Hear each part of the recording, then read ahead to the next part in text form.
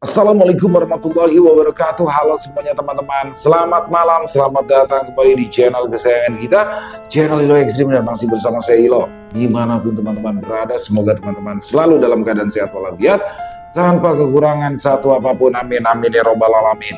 Dan pada kesempatan yang baik ini saya akan membawakan satu kisah dari Nirmala, penulis asal kota Banyumas, Jawa Tengah teman-teman ya.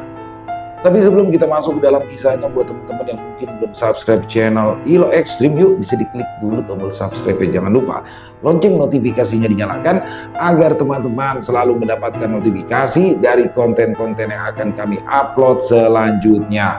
Untuk channel Ilo Ekstrim kami upload setiap hari ya teman-teman ya, setiap malam jam 7 malam waktu Indonesia bagian Barat. Oke.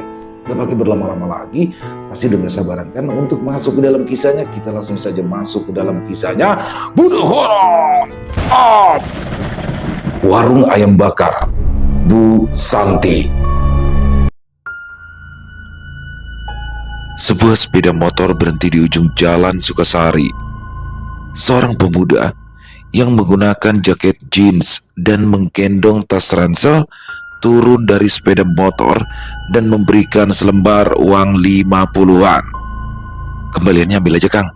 Wah, makasih ya. Pemuda itu bernama Ricky, menganggukkan kepalanya. Desa Sukasari sore itu terasa lain. Udara masih sejuk, tapi suasananya lebih ramai dari yang Ricky ingat. Jalan yang dulu becek, sekarang sudah dicor dengan beton. Bahkan di jalan utama desa sudah menggunakan aspal yang cukup bagus. 6 tahun ia di Jakarta, merantau, mengais rezeki dari jadi kuli bangunan, buruh gudang, sampai sopir ojek online, semuanya pernah ia lakoni. Sekarang ia pulang ke tanah kelahirannya, bukan hanya karena rindu, tetapi juga karena permintaan dari sang ibu. Ricky berdiri sebentar di tepi jalan, mengamati sekitar. Anak-anak berlarian, tertawa riang, beberapa warung terlihat ramai, tapi ada satu yang mencolok. Sebuah warung yang jauh lebih ramai daripada yang lain. Di depan warung, seorang perempuan tua duduk di bangku kayu, menghitung uang dengan tenang. Wajahnya datar, matanya tajam menatap setiap orang yang lewat. Ricky melirik tukang ojek yang tadi mengantarnya. Warung baru ya? Wah, baru mas, baru sekitar 1 tahun lalu. Tapi ramainya bukan main. Wah, bisnis di rumah ternyata bisa ramai begini juga ya. Tukang ojek itu tersenyum tipis lalu menyahut, saya pergi dulu ya mas, terima kasih tipsnya. Ya, sama-sama. Setelah kepergian tukang ojek itu, Ricky berbalik dan menatap rumahnya yang tampak berbeda dari 6 tahun lalu. Langkah Ricky terhenti di depan rumahnya. Pintu terbuka sebelum ia sempat mengetuk. Ricky, ibunya keluar dengan wajah basah air mata, langsung memeluknya erat. Tubuhnya bergetar. Kamu pulang juga, nak?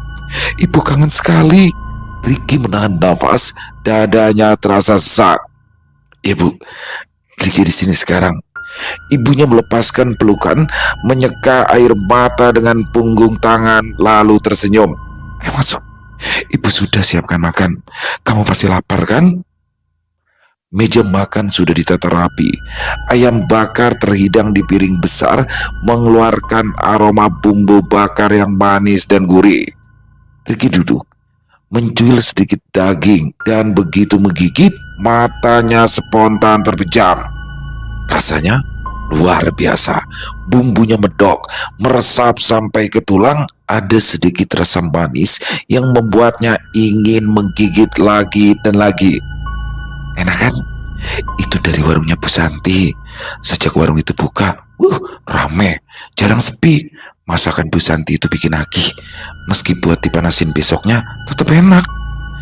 Ricky hanya mengangguk, tapi tangannya terus menyuir daging ayamnya dan memakannya meski perutnya mulai kenyang.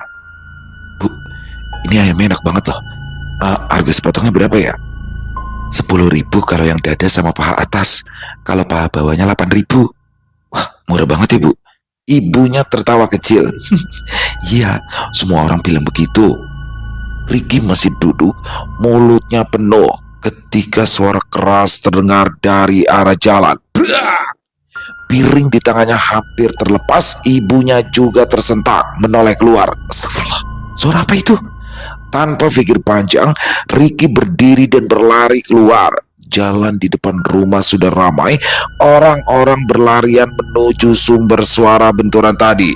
Ricky ikut mendekat, dadanya berdegup kencang, bau amis mulai tercium samar. Kerumunan itu mengelilingi sesuatu di tanah. Ricky mendorong tubuh-tubuh yang menghalangi pandangannya dan langsung berhenti. Darah berceceran di jalan. Seorang lelaki tergeletak di tanah dengan kepala bagian belakangnya yang hampir hancur. Darah menetes kemana-mana dan segera membentuk genangan kecil. Astagfirullah, itu kan Yanto. Iya, ini Yanto, warga RW sebelah kan? Salah satu warga maju dan memberanikan diri untuk memeriksa nafas pemuda itu. Innalillahi, meninggal, orangnya sudah meninggal. Ricky menelan ludah, bau darah semakin menusuk hidung. Beberapa orang mengangkat tubuh Yanto, tapi darah terus mengucur membentuk aliran kecil di jalan. Seorang bapak tua di dekat Ricky menggeleng pelan. Kenapa meninggal mendadak lagi? Ada apa lagi di desa ini? Jangan-jangan ada yang masang cupang. Ya Allah. Perut Ricky mendadak terasa mual. Ayam bakar yang tadi begitu enak rasanya kini seperti tersangkut di tenggorokannya. Ricky kembali ke rumah dengan langkah berat. Pikirannya masih dipenuhi pemandangan darah yang berceceran di jalan. Ibunya menatap dari pintu. Kenapa, Ki? Siapa yang jatuh? Ricky hanya menggeleng. Yanto, Bu, anak RW sebelah. Terus gimana? Meninggal, Bu. Innalillahi. Ibunya menutup pintu lalu mempersilahkan Ricky duduk kembali di meja makan. Ayam bakar yang tadi masih tersisa, baunya masih memenuhi ruangan, tapi perut Ricky terasa mual karena membayangkan isi kepala Yanto yang berceceran di jalan. Kenapa nggak dilanjut? Tanya ibunya.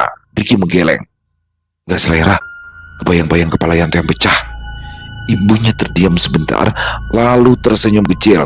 Ya wes, ibu simpan ya, besok bisa dihangatkan lagi. Ricky hanya mengangguk. Setelah mencuci tangan, ia masuk kamar. Di kasur tipisnya, ia berbaring menatap langit-langit.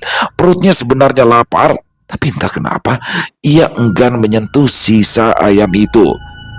Bayangan darah di jalanan terus muncul di kepalanya bercampur dengan aroma ayam panggang yang masih terasa di hidungnya.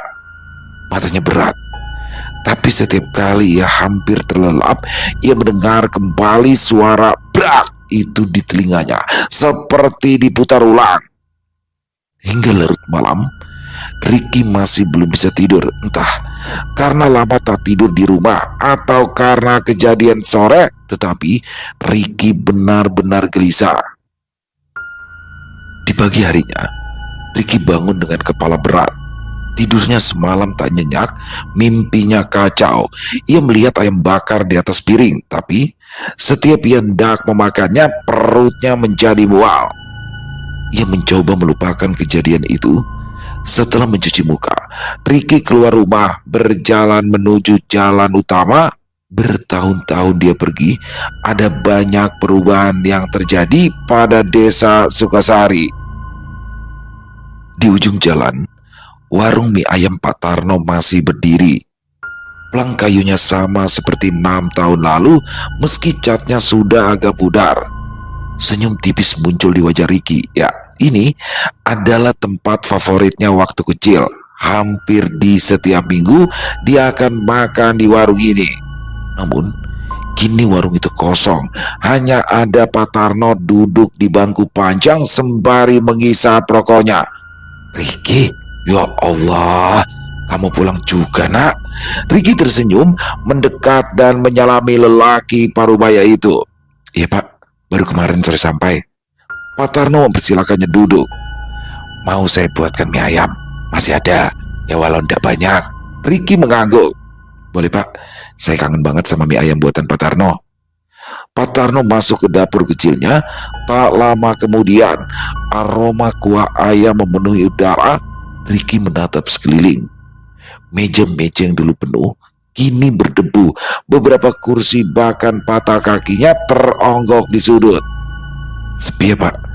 Padahal dulu kalau jam segini rame banget. Pak Tarno hanya tersenyum tipis. Ia duduk di bangku seberang menyalakan rokok. Begitulah Ki. Sejak warung Bu Santi buka, orang-orang lebih suka makan di sana. Yang dulu langganan saya, satu persatu nggak pernah balik lagi. Ricky mengaduk mie ayamnya perlahan. Padahal mie ayam Pak Tarno masih seenak dulu rasanya.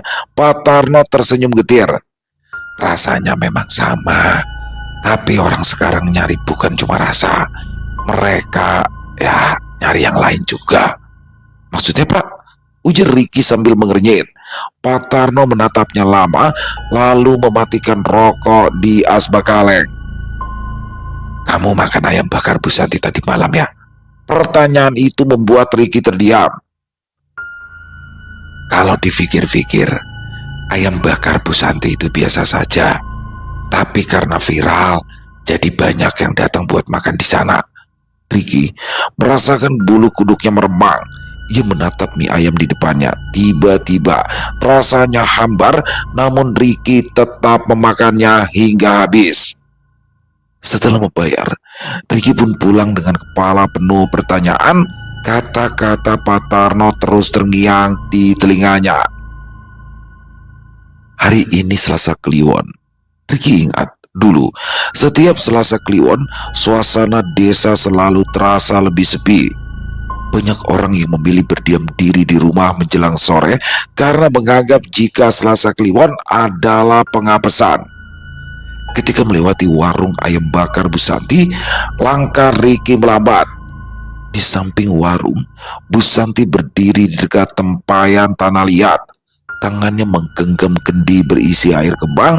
Ia menuangkan air itu perlahan ke tanah, seperti sedang menyiram sesuatu yang tak terlihat.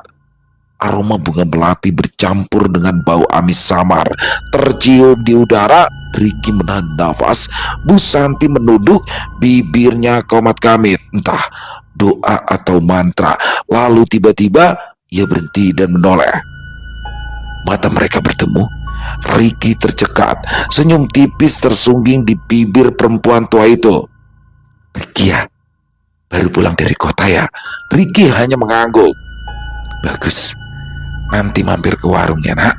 Ayam bakar hari ini masih hangat," katanya sambil tersenyum, lalu kembali menunduk dan menuangkan air kembang hingga habis. Ricky buru-buru berjalan menjauh. Bulu kuduknya meremang. Tatapan Bu Santi tadi terasa mengikuti langkahnya sampai ia berbelok di ujung jalan. Begitu sampai di rumah, suara riang menyambutnya dari halaman. "Om Ricky!" Seorang anak laki-laki berlari menghampirinya.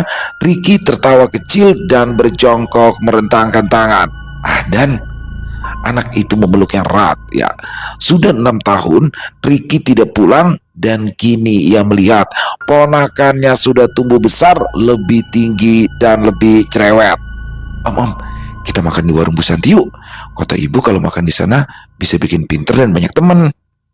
Ricky tersenyum, tapi hatinya berdegup. Aroma air kembang yang tadi ia cium di samping warung masih seperti menempel di hidungnya. "Om masih kenyang. Tadi Om sudah makan mie ayam sama Pak Tarno dan..." Dan merengut sebentar lalu tersenyum lagi. "Ya udah, tapi besok ya Om. Soalnya ayam bakar enak banget. Aden bisa makan 2 potong sendiri loh." Ricky mengangguk sambil mengacak rambut ponakannya. "Ya, kita lihat besok ya." Di teras rumah, ibunya duduk sambil mengupas sayur untuk masakan malam. Adan tiap sore itu main ke warung Bu Santi sama teman-temannya. Katanya betah dia di sana. Ricky hanya mengangguk pelan, pandangannya menerawang mengingat tatapan Bu Santi barusan. Malam perlahan turun. Dari kejauhan samar-samar, Ricky mencium lagi bau ayam bakar.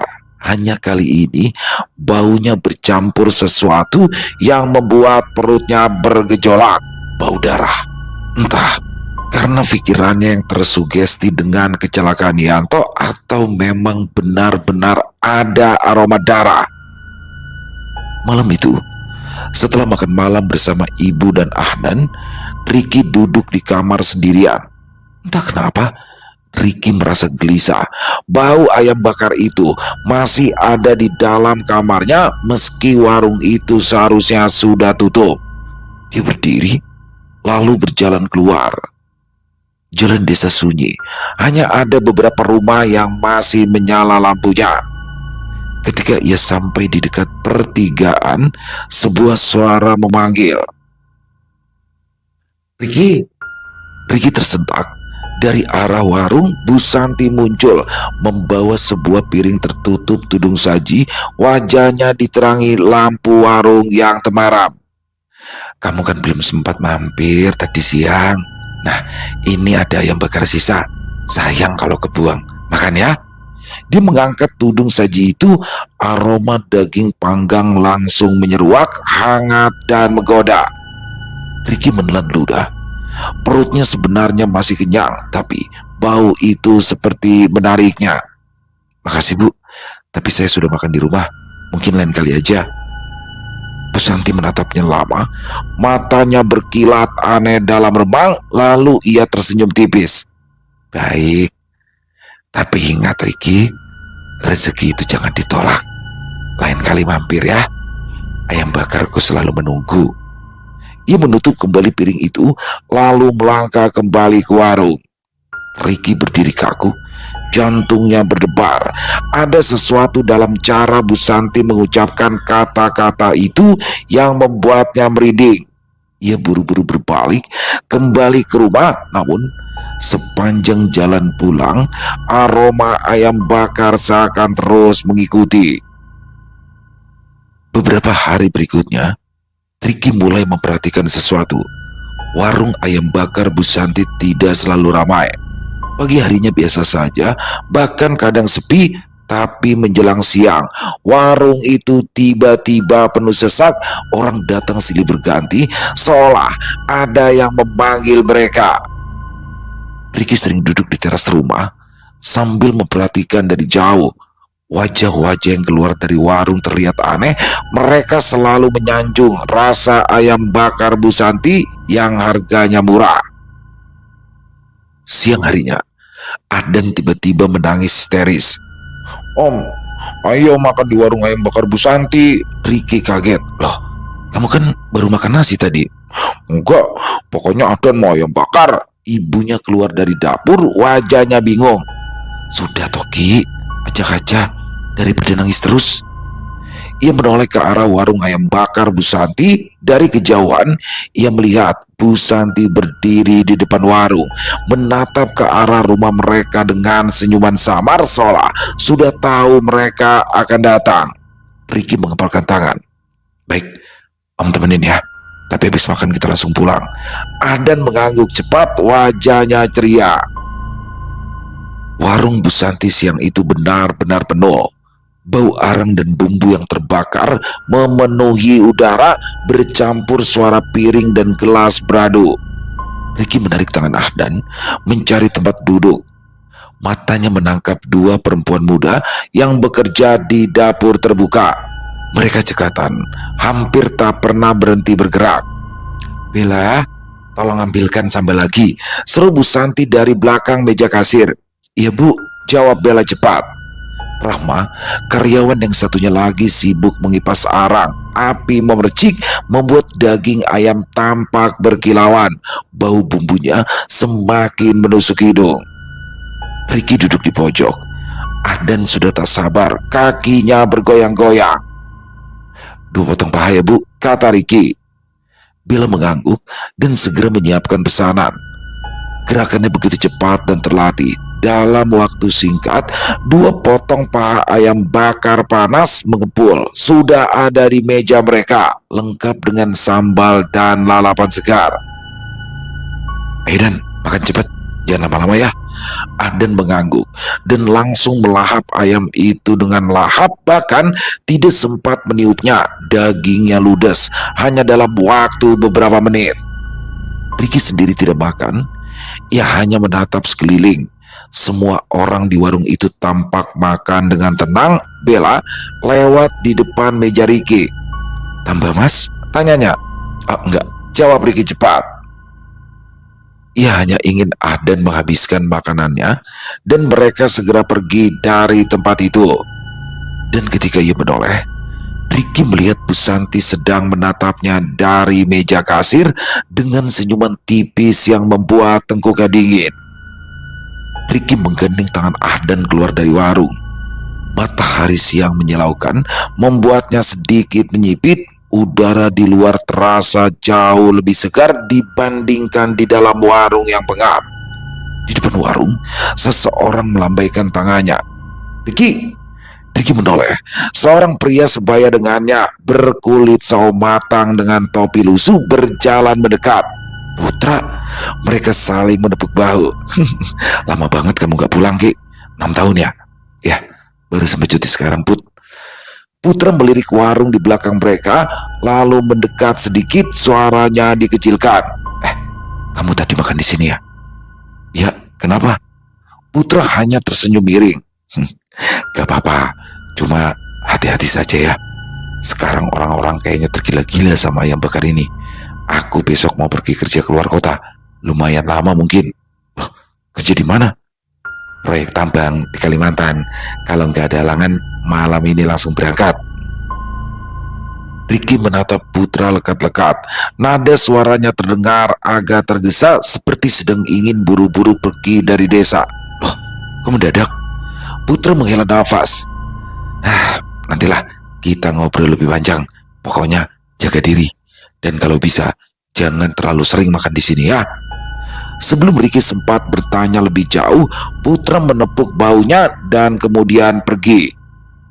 Ricky termenung melihat punggung sahabatnya menjauh.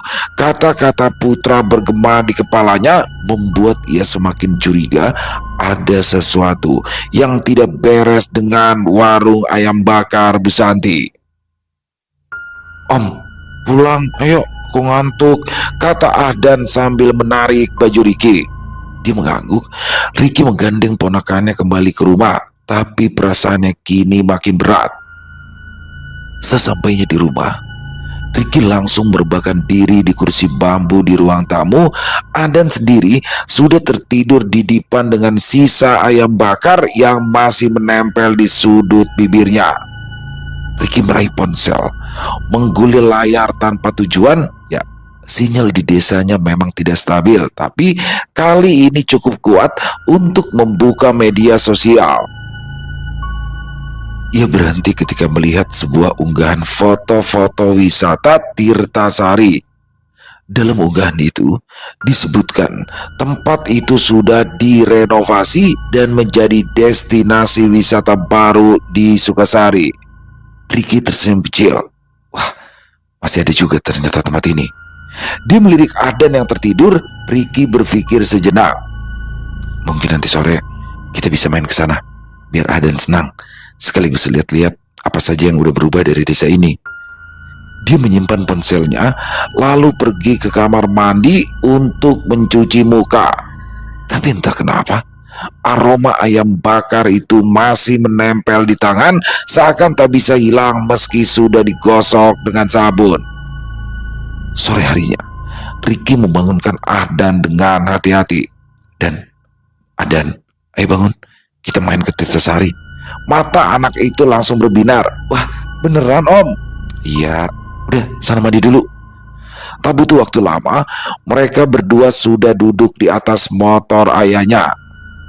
Jalan menuju Tirtasari berliku, melewati persawahan yang mulai menguning. Angin sore membuat perjalanan terasa segar. Sesampainya di lokasi, Ricky terkejut. Tempat yang dulu hanya berupa kolam alami kini sudah jauh lebih tertata. Ada gazebo kayu, jalur pejalan kaki dari batu, dan jembatan kecil yang melintas di atas aliran air. Wah, bagus banget. Seru Adan yang langsung berlari ke tepi kolam. Ricky hanya tertawa dan mengeluarkan ponselnya. Ia memotret beberapa gambar. Ayo om, foto Adan dong. Suasana tenang. Beberapa pengunjung lain terlihat berenang santai. Anak-anak kecil bermain di tepian. Om, berenang yuk om, teriak Adan. Ricky tersenyum paksa. Sebentar lagi Adan, main aja dulu. Sementara Adan kembali asyik bermain air, Ricky duduk di gazebo memandangi kolam. Rasa lega yang tadi ia rasakan kini hilang, digantikan kegelisahan. Menjelang maghrib, langit mulai memerah. Ricky pun memanggil Adan yang masih betah bermain air. Ayo Dan, udah sore, kita pulang, nanti kemalaman. Adan menurut, meski wajahnya masih berat meninggalkan tempat itu. Mereka berdua naik motor, melaju di jalanan desa yang mulai sepi. Suara azan maghrib sayup-sayup terdengar dari kejauhan. Namun ketika mereka mendekati rumah, suasana terasa berbeda. Jalanan sudah dipenuhi orang. Ada yang berteriak-teriak panik, ada juga yang menangis. Ki, jangan lewat situ dulu, teriak seorang tetangga dari kejauhan. Tapi Ricky sudah berhenti. Ia menurunkan standar motor, menuntun Adan untuk turun. Aduh, apa ya om? Tanya Adan polos. Ricky berjalan mendekat. Semakin dekat, ia melihat sebuah motor terguling. Bensinnya tumpah di jalan. Di tengah kerumunan, seorang pria tergeletak. Jantung Ricky serasa berhenti. Ya, itu adalah Putra. Tubuh temannya itu berlumuran darah. Tangannya patah, hanya bergantung pada sepotong kulit. Batok kepalanya pecah, otaknya berceceran di jalanan. Ricky langsung memeluk kepala Adan, menutup matanya rapat-rapat. Jangan lihat Dan, jangan lihat. Adan menjerit kecil dan bersembunyi di dada omnya. Om, Adan takut om. Di sekitaran mereka, beberapa orang sibuk menjerit, memanggil mobil bak terbuka untuk mengangkut Putra ke puskesmas. Tapi dari cara tubuh itu tergolek, Ricky tahu Putra sudah tidak mungkin selamat. Ia berdiri kaku, menggenggam pundak Adan rat-rat. Jangan takut ya Dan, Om Ricky ada di sini. Kamu gak usah takut ya. Ketika ia hendak berbalik, pandangannya menangkap sesuatu yang membuat darahnya membeku. Di seberang jalan, tepat di depan warung Bu Santi berdiri dengan senyuman. Ricky buru-buru membawa Adan pulang, tidak sanggup melihat lebih lama lagi. Begitu sampai di rumah, Ricky melihat wajah ibunya yang tampak pucat. Itu Putra teman kamu kan? Ricky mengangguk. Iya Bu, padahal tadi siang kita ketemu di warung Bu Santi. Kalian tadi siang ketemu? Ricky mengangguk. Iya Bu, dia pamitan mau kerja di Kalimantan sama ngajak Ricky ngobrol. Umur gak ada yang tahu ya Bu. Ya karena itu Rick, kamu itu harus tetap hati-hati. Umur gak ada yang tahu. Ricky mengangguk pelan. Bu, Ricky mau ke kamar dulu. Di dalam kamar, Ricky memandangi ponselnya dan melihat jika kasus kecelakaan Putra sudah ramai diunggah di media sosial. Orang-orang mulai berspekulasi jika ada yang memasang cupang di wilayah itu. Namun, Ricky berusaha untuk berpikir logis. Setiap kecelakaan yang terjadi hampir selalu menjelang maghrib, di mana lampu jalan belum dinyalakan. Selain itu, kondisi jalanan yang agak menikung membuat pengendara motor akan merasa terkejut jika ada orang ataupun hewan yang tiba-tiba menyeberang. Hanya dalam beberapa hari, 2 orang mati mengenaskan. Mungkin mulai besok lampu harus dinyalakan lebih cepat. Ia teringat wajah Bu Santi yang tersenyum tipis saat kecelakaan tadi. Ricky mengusap wajahnya. Gak wajar. Ini sama sekali gak wajar. Ricky tidak bisa tidur. Setiap kali matanya terpejam, ia melihat potongan-potongan kejadian hari itu Semalam suntuk, dia akhirnya tidak tidur karena terus kepikiran. Pagi itu, setelah sarapan bersama ibunya, Ricky memutuskan untuk berkeliling desa dengan motor. Saat melewati jalan utama, matanya tertumbuk pada warung mie ayam Pak Tarno.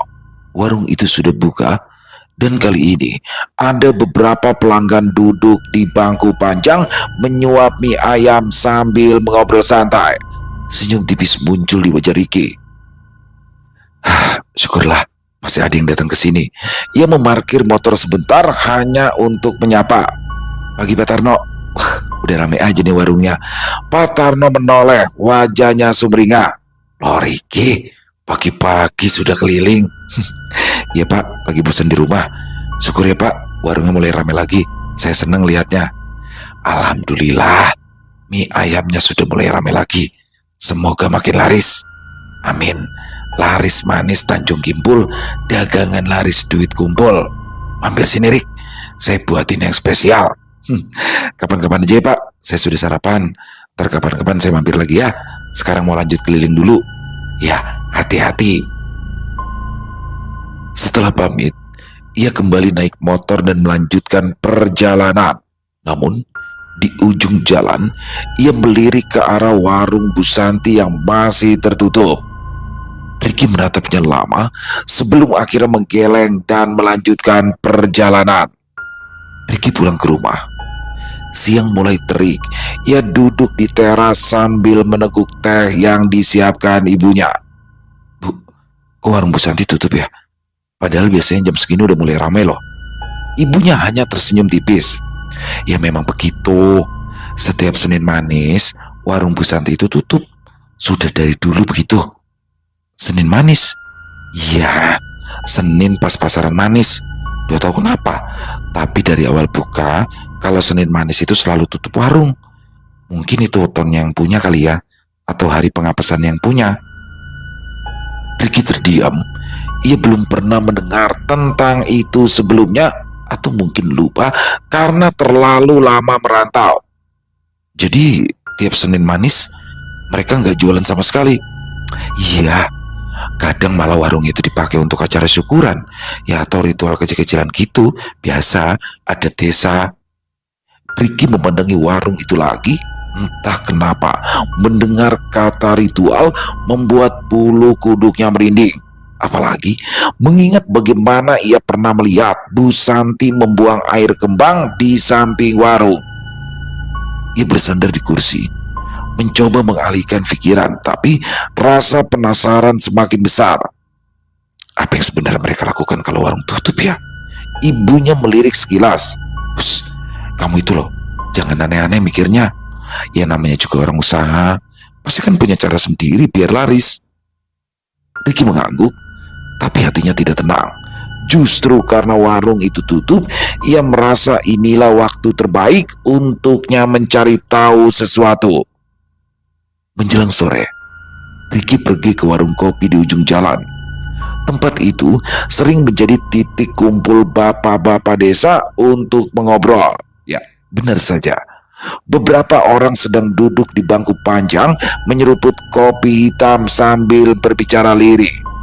Begitu Ricky datang, suasana sejenak hening. Lalu salah satu dari mereka yang bernama Pak Mardi menepuk baunya. Lama nggak pulang Ki? Gimana Jakarta? Lumayan Pak, jawab Ricky sambil ikutan duduk. Pulang cuti, apa mau lama di rumah? Niatnya sih mau buka angkringan Pak, tapi belum tahu nih lokasinya di mana, masih cari-cari. Angkringan ya? Walah, agak susah ya kalau angkringan. Tahu sendiri kan, di sini kalau malam sepinya kayak apa? Kayaknya nggak di dalam Sukasari juga sih Pak. Nyari yang di pinggir jalan, yang agak strategis gitu. Oh gitu, yowes. Di mana saja, semoga lancar. Terus, nggak usah pakai macam-macam. Macam-macam gimana ya Pak? Penglaris. Nggak usah pakai begitu-gituan. Percaya saja sama Gusti Allah. Rezeki setiap orang itu sudah ditaker, gak mungkin ketuker. Wah, siapa? Lagian saya juga gak percaya sama yang begituan. Ya, kamu itu masih muda. Sekarang itu kan ada internet.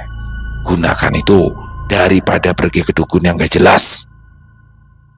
Tiba-tiba saja Teguh menyeletuk. Itu warung Bu Santi tutup ya hari ini? Ya, biasanya kalau tutup malamnya rame di dalam, tapi bukan jualan. Riki menoleh. Rame? Maksudnya gimana ya? Pak Mardi melirik kanan kiri lalu mencondongkan badan. Desas-desusnya, mereka itu pakai pesugihan, makanya warungnya laris terus. Dan kalau ada yang mati mendadak di desa, biasanya pas warung itu baru buka lagi. Riki terdiam. Ah Pak, jangan ngomong sembarangan Pak. Nanti kalau Bu Santi dengar bisa repot. Loh, tapi kan sudah banyak kejadiannya. Coba kamu hitung. Setiap ada kecelakaan atau mati mendadak, pasti beberapa hari sebelumnya warung itu tutup.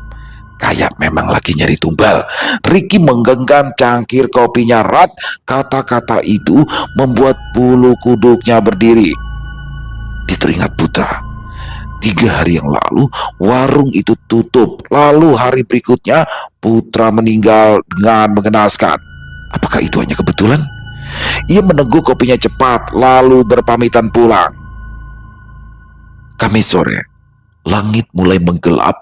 Riki dan Ahdan duduk di ruang tamu menonton acara televisi sambil menunggu azan maghrib. Tiba-tiba saja, brak! Suara benturan keras terdengar dari arah jalan. Riki refleks berdiri. Ahdan, di sini saja. Orang-orang sudah mulai berkerumun. Riki berdesak-desakan mencari sumber suara. Dan di sana, di tengah jalan, seorang perempuan tergeletak darah menggenang di jalanan tempat tubuh tersebut tergeletak. Riki terperanjat, ya. Itu Bella, karyawan warung Bu Santi yang tempo hari menyajikan ayam untuknya. Tubuhnya hancur tertabrak truk yang kini berhenti tak jauh dari situ. Sopirnya gemetar, wajahnya pucat pasi. Ya Allah, mati seketika. Lihat coba itu. Karyawan warung Bu Santi yang kena sekarang. Walah, pasti tumbala kurang itu. Makanya balik sendiri. Ini sudah kelewat batas. Riki menelan ludah. Ia bisa merasakan ketegangan yang mendidih di udara. Dan mendadak, seperti komando, beberapa pemuda berteriak. Bakar saja warungnya, habisin. Orang-orang bergerak cepat. Dalam hitungan menit, massa sudah mengarah ke warung Bu Santi. Riki terbelalak melihat mereka membawa jerigen bensin. Jangan main hakim sendiri, teriak Riki, tapi suaranya tenggelam oleh riuh massa. Bu Santi berlari keluar dari rumahnya. Ia menjerit histeris. Jangan, warung saya, jangan dibakar. Ini cuma musibah. Tapi tidak ada yang peduli. 1 botol bensin dilemparkan ke dinding warung, lalu api menyala. Dalam sekejap, bangunan itu dilalap si jago merah. Mampus, makanya jangan pakai pesugihan. Ini akibat karena numbalin warga Sukasari. Berani-beraninya macam-macam. Riki berdiri kaku melihat Bu Santi yang menangis histeris karena warungnya terbakar. Namun dia tidak bisa melakukan apa-apa. Warga sudah terlalu marah dengan kematian-kematian tragis yang sudah terjadi seminggu ini. Ya Allah, kalian tega, zolim. Riki tidak tahan. Sebelum semuanya menjadi lebih parah, dia menelpon petugas pemadam kebakaran. Meski dirinya tahu ini sudah terlambat, paling tidak dia mencegah kebakaran merembet ke warung yang lain. Di sisi lain, warung mie ayam Pak Tarno malam itu justru semakin ramai. Kursi-kursi penuh, aroma kaldu mengepul, suara orang mengobrol terdengar riuh.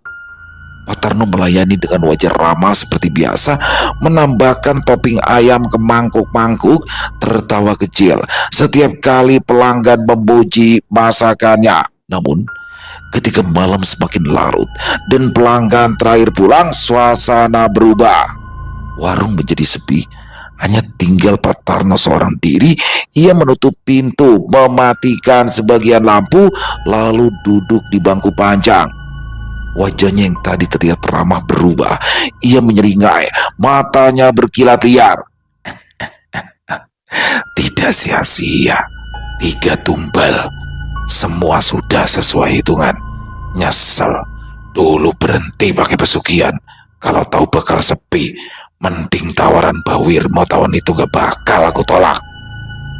Dia mengeluarkan sesuatu dari bawah meja. Sebuah kendi tanah liat berisi air kembang yang kini berwarna merah pekat. Pak Tarno menuangkan sedikit ke lantai, membiarkan air itu mengalir pelan. Sekarang giliran aku yang percaya. Warung Bu Santi habis, pelanggan balik ke sini. Aku menang. Ia tertawa pelan, semakin lama semakin keras. Di sudut ruangan, bayangan hitam yang tidak terbentuk seolah bergerak pelan mendekat. Pak Tarno tidak terlihat takut, malah ia tersenyum semakin lebar, seolah berterima kasih pada sesuatu yang tak kasat mata. Ambil saja nyawa mereka. Aku akan kasih lebih banyak kalau perlu. Yang penting, warung ini tidak sepi lagi. Beberapa hari kemudian, Ricky melintas di depan warung yang kini hanya tinggal puing. Di antara sisa-sisa kayu hangus, Ricky melihat sosok Bu Santi. Perempuan itu berjongkok, tangannya mengais abu dan serpian kayu, berusaha membersihkan apa yang masih bisa diselamatkan. Ricky terdiam sejenak. Pemandangan itu membuat dadanya terasa berat. Ia akhirnya melangkah mendekat. Bu Santi menoleh, wajahnya letih, rambutnya berantakan, namun ia mencoba untuk tersenyum. Ricky, kamu lewat sini? Ricky mengangguk, lalu ikut berjongkok di sebelahnya. Saya cuma mau lihat-lihat. Bantuin bersihin boleh, Bu? Mata Bu Santi berkaca-kaca. Kamu baik sekali, Nak. Mereka bekerja dalam diam. Ricky memungut pecahan piring dan mengumpulkannya pada satu kantong. Beberapa menit kemudian, Bu Santi duduk lemas, nafasnya berat. Warung ini satu-satunya penghasilan saya. Suami saya sakit jantung, biaya obatnya mahal. Saya merintis warung ini dengan susah payah. Tapi coba lihat, sekarang semua habis. Habis, Nak. Mereka pikir saya pakai pesugihan. Saya cuma jual ayam bakar, itu saja. Ricky merasakan simpati yang dalam, tangannya menepuk bahu Bu Santi. Sabar Ibu, saya percaya sama Ibu. Bu Santi mengusap air matanya, berusaha tegar. Terima kasih. Tidak banyak yang mau percaya sama saya sekarang. Ricky hanya diam. Ia menatap warung yang hancur itu. Dalam hatinya ia mulai yakin ada sesuatu yang lebih gelap di balik semua ini. Ricky ragu sejenak sebelum akhirnya ia bertanya, maaf Bu, saya boleh tanya sesuatu Bu? Saya pernah lihat Ibu buang air kembang di samping warung, dan beberapa orang jadi ngomong yang aneh-aneh. Bu Santi menatap Ricky lama, matanya berkaca-kaca. Kamu juga mikir kalau saya pesugihan?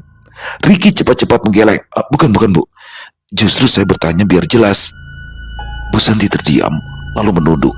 Bahunya bergetar halus sebelum akhirnya air mata jatuh lagi. Saya tidak pakai pesugihan, Ki. Demi Allah. Air kembang itu hanya bentuk penghormatan, tradisi dari orang tua saya dulu. Saya buang air kembang itu setiap Senin Wage, Kamis Wage, dan di hari kelahiran saya dan suami saya.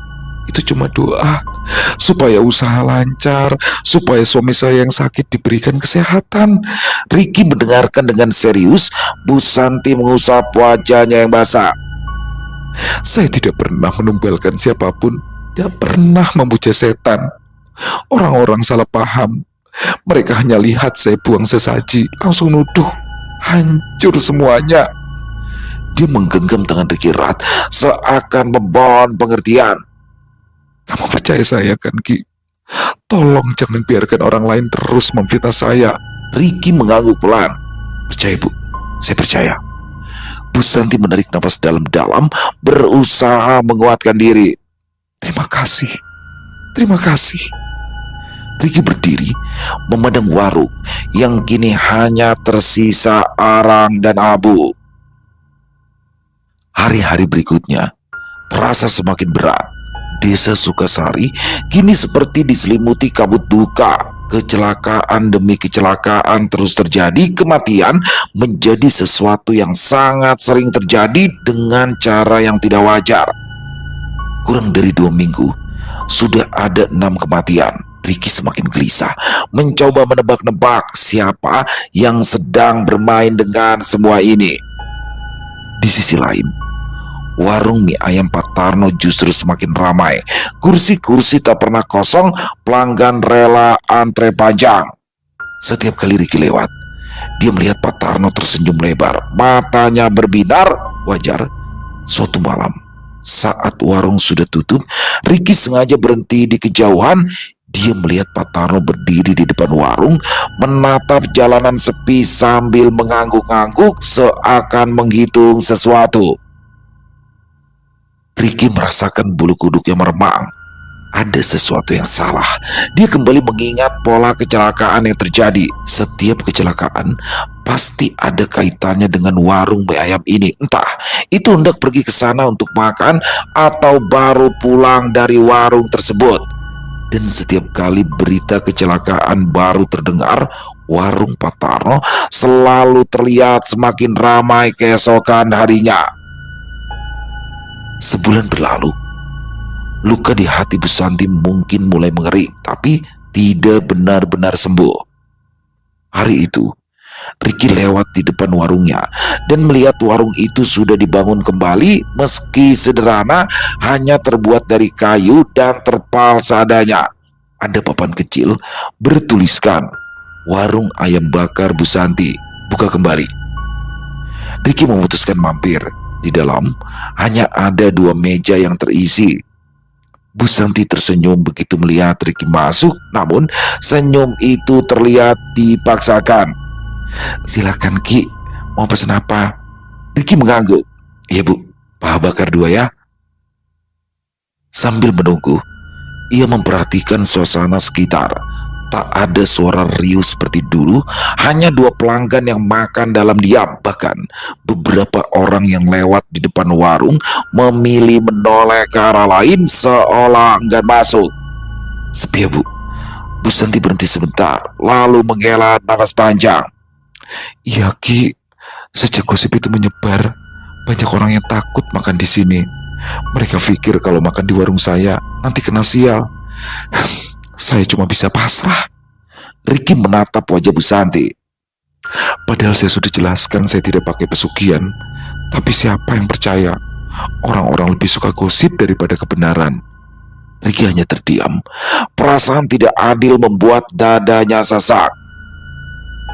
Sementara itu, dari kejauhan, suara tawa dan obrolan riuh terdengar. Warung Pak Tarno tampak penuh seperti biasa. Aroma mie ayam bahkan tercium sampai ke depan warung Bu Santi. Malam itu, udara terasa pengap. Riki duduk di teras rumah, menatap langit yang mendung. Tiba-tiba saja, suara teriakan menggema dari arah ujung jalan. "Kebakaran! Kebakaran!" Riki sontak berdiri. Dari kejauhan, dia melihat sinar merah menyala-nyala, api membumbung tinggi dari arah warung Pak Tarno. Dia berlari bersama warga lain. Suara kayu terbakar dan teriakan panik bercampur jadi satu. Beberapa orang membawa ember, ada yang mencoba menyiramkan air dari sumur, namun api terlalu besar. Warung yang tadi sore penuh pelanggan kini menjadi lautan api. Suhu panas membuat orang-orang mundur beberapa langkah. "Cepat, panggil mobil pemadam." Tapi butuh waktu. Desa itu jauh dari kota, dan ketika akhirnya api mulai mereda, yang tersisa hanyalah rangka kayu dan abu. Orang-orang menghela nafas lega karena api tidak merembet ke rumah sekitar. Namun rasa lega itu hilang seketika ketika seseorang berteriak, "Ada jenazah!"